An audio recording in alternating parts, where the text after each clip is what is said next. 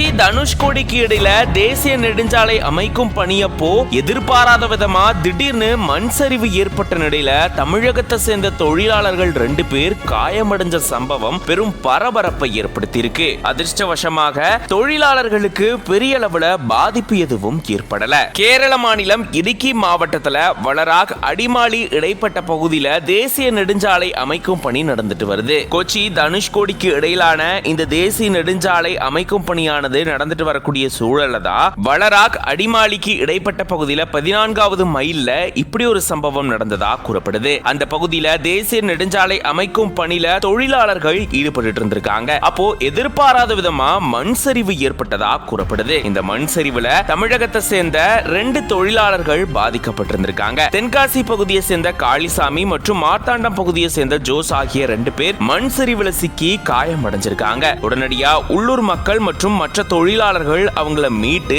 பக்கத்துல இருக்கக்கூடிய அடிமாலி மருத்துவமனையில சேர்த்திருந்திருக்காங்க. இந்த சம்பவத்தால அந்த பகுதியில பெரும் பரபரப்பு சூழல் ஏற்பட்டிருக்கக்கூடிய நிலையில முறையா இது அமைக்காததாலதான் இந்த மாதிரி மண் சரிவு ஏற்பட்டிருக்கு அப்படின்னு பொதுமக்கள் குற்றம் சாட்டியிருக்காங்க. மேலும் மழை காலங்கள்ல இந்த பகுதியில மண் சரிவு அடிக்கடி ஏற்படும் அப்படின்னு தெரிவிக்கப்பட்டிருக்கு.